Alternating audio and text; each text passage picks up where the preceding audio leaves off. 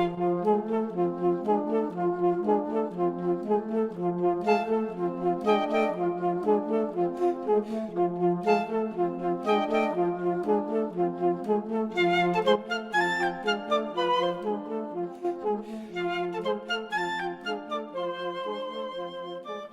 there, everybody, and welcome this week to Talking Flutes with me, Jean-Paul Wright. A big shout out to our sponsors, TJ Flutes. Give them some flute love by visiting at TJ Flutes on Instagram and Trevor James Flutes on Facebook.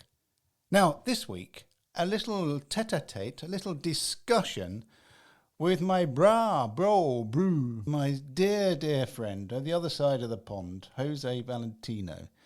The guy that's won more prizes than I think I've drunk beers. He's just a good one. I like that one. Yeah, he's just won. Was it the World Music Awards of the Year? He's just won another one. His Grammy, Emmy. Oh, dear. Anyway, let's not talk about that. Let's talk about me for change. No. Let's talk about you. No. I want to tell everybody about a telephone conversation or a WhatsApp conversation we had a few months ago, and I said, "Hey Joey, I'd like you to record a dozen pieces for me." And you come back and write and record, and you come back and said, "Yeah, bro, what do you want, bro?"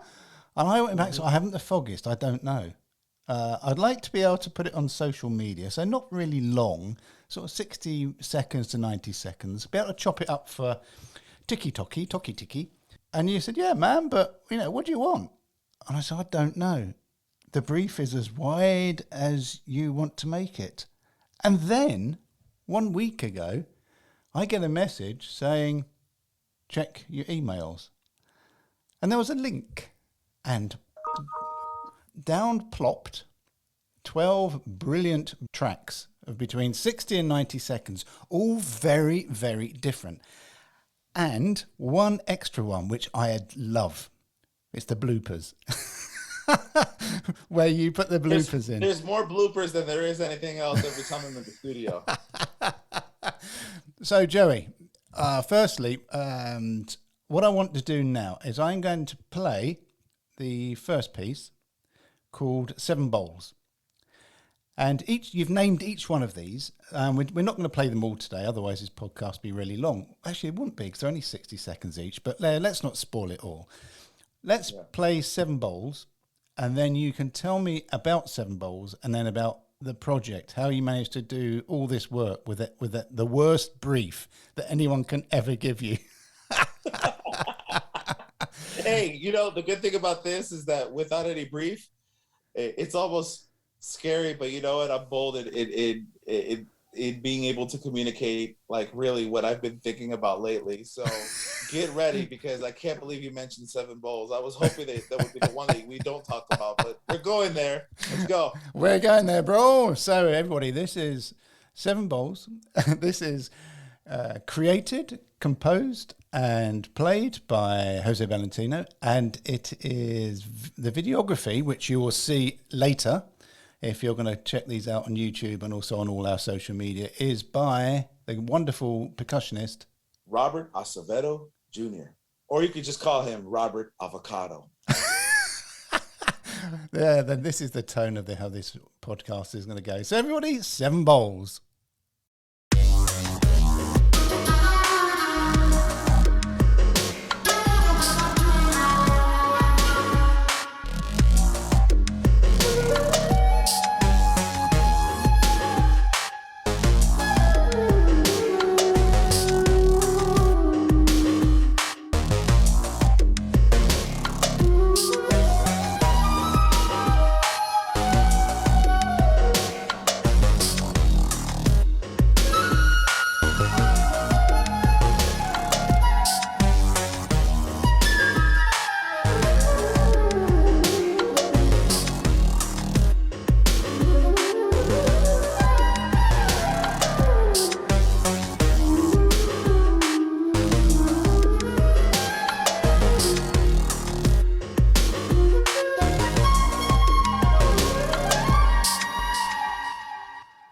Well, I mean, Joey, how did you...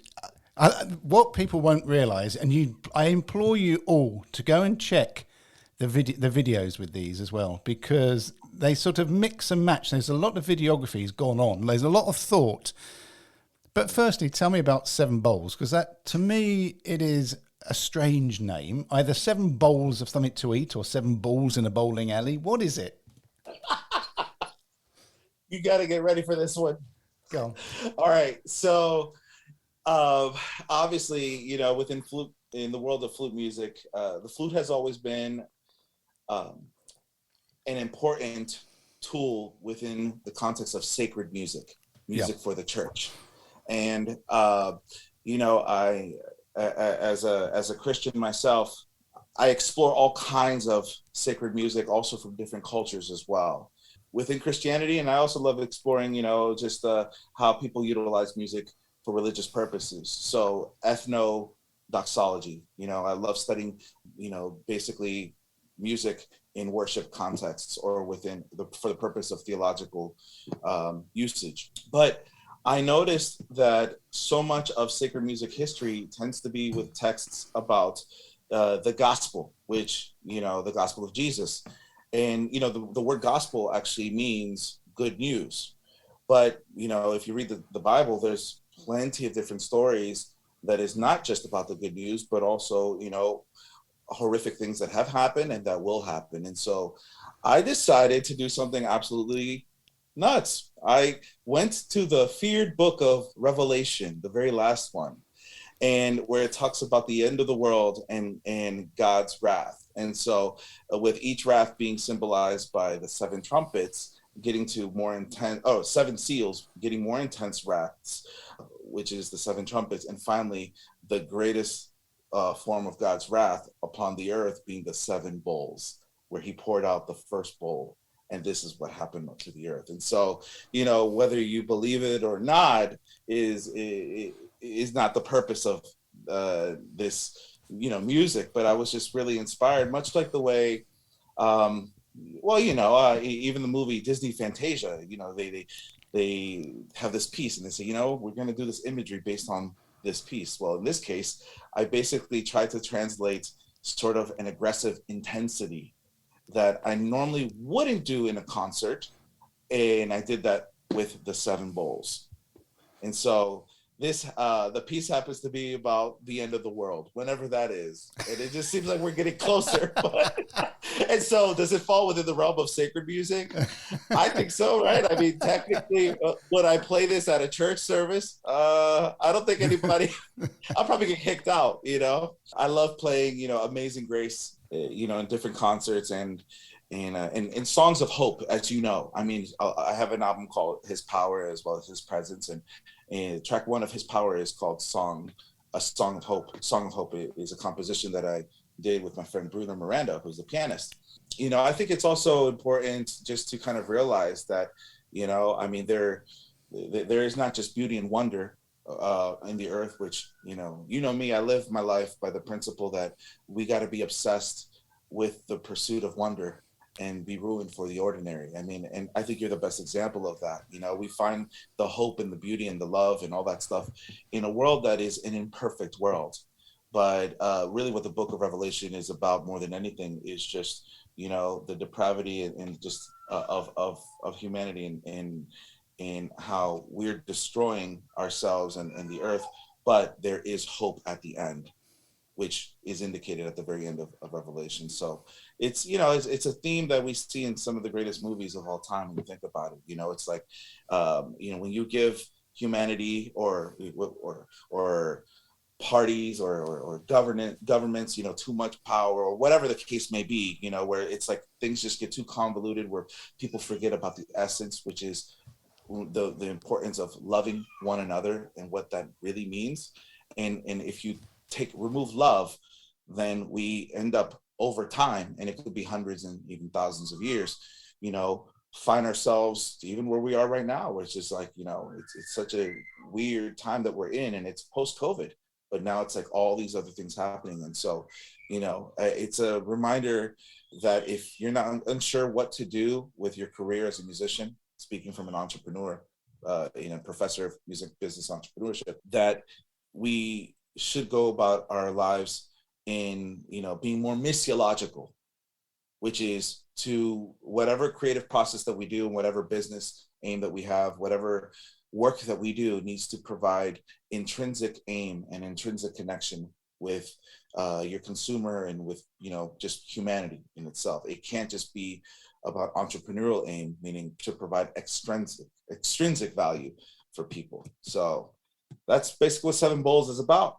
So let's go from one area to another strange area. I'm going to go straight to Celestial Decree, purely because it's odd, man. It's odd. Oh yeah, it's odd. Hey, you like? But do you? I loved it. Do you like the eye action? I loved it, and that's what dragged me. I'll tell everybody quite open. I've said to Joey, look, I want to try and get traction on social media, but I actually can't tell you how to do it. We have lots of followers, but all these algorithm changes and everything, and I just say, come up with something that is that whatever's going through your mind at any one moment. And anyone that knows you knows that there are lots of things going through your mind at any one moment. There isn't just one. But Celestial Decree got me from the first moment. The videography is great, but also you hang on to this one note and then you bend it. And then you come back again. And I'm just there waiting. Was that the hook? Yeah, that was the hook. I mean, look, if you check out my albums and my material, you will know that I play a lot of notes, yes. Right? So, I mean, I tend to be that kind of player. And I think it comes from the standpoint of, there's so little time in life and so much to say, you know what I mean? And I appreciate the artists like Miles Davis that just say, you know what, I'm not ever going to say enough. So I'm just going to say what I got to say in the moment. And I appreciate the musicians that have that ability. But, I would say with this whole video series, since I was really improvising more than anything. And I mean, we could even talk about afterwards, what was the creative process of the production, as well as how much thought did I put into each video and all that stuff. But this was much more improvisatory than it was me having enough time to conceptually think about, point A to point B, because each video is only 60 seconds of a composition, maybe a little bit more. And so it's like I had a choice. Do I want to play a simple melody? Well, I think I hope that every video just leaves people wanting more. Not even so much from we want more soloing, more improvisation. We want to see more flash. It's not about that. It's like, man, I wish I could hear what the melody is. Yeah. I wish I could hear the context of this. Yeah. Why is this just a snippet? And why is it that it goes straight into like an intensive expressivity that is cognitive translation of my aesthetic and human experience? But it's like, what's the context? But you can still find, beauty and wonder within the music. But, Celestial Decree, one of the things that I think about, clearly I've been thinking about, the end of the world, as well as, the outside of the world. So I was thinking about celestial, I was thinking about heaven. And I was just thinking about the phenomenon of no time existing, in eternity, meaning you're not confined by the boundaries of time, space, matter, and energy of this universe, right? And so I guess I've been getting a little bit, if time to worry about, then all your stresses are gone. All your worries are gone. And that means that, you can hold a note and not going to be, there's no real able to express who that given moment, And so I made that track. I had no idea how or what I was going to do, because that music is, even though I produced all the tracks, I love hip hop and electronic music, experimental for my audiences. And so I just thought, could I make a convincing statement with just holding one note? And it happened to be C. So that from an artistic perspective, I thought to myself, C? Mm-hmm. Yeah, very clever. So everybody, Celestial Decree.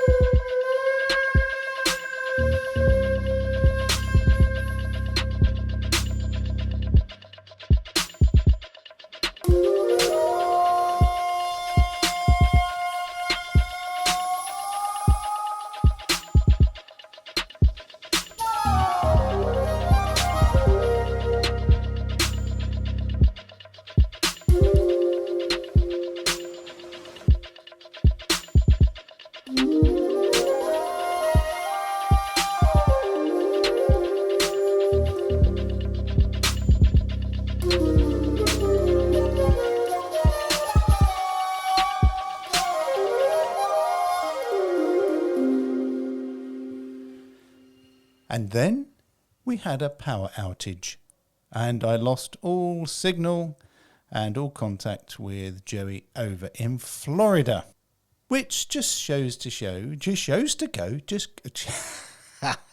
which just goes to show that even in the best plans as a musician or in life, things go wrong and you just get on and do them. So you'll be able to see all these videos and all these 60 to 90 second compositional works, which were done on the spot, ad hoc, improvised with José Valentino on our YouTube channel, Trevor James Flutes, or you'll be able to catch up with them on TikTok at TJ Flutes, on Instagram at TJ Flutes, and at Facebook at Trevor James Flutes. 10 really interesting 60-second pieces, all spontaneous, all with different vibes, different feels, different meanings, and the aim, as Joey said, was just to create some sort of throwaway pieces, the pieces that existed and then didn't. So please take a look at these, and I'm going to end with a piece called the Super Coqui or Coqua. Do you know, I don't really know what it is. I know it's a Puerto Rican piece. I can't really, without Jose being here to tell me about my pronunciation, it's called Super Coca. And it's one of the 10 brilliant pieces. So until next week, please like or rate this podcast from whatever you're listening to this on. And follow us on Talking Flutes and Instagram or Facebook at Talking Flutes. Or you can contact us via email at flutepodcasts@gmail.com. So until next week, and hopefully we will not have a power outage, may your week be musically fulfilling. And may your low C sharp or even B be beautiful. Goodbye.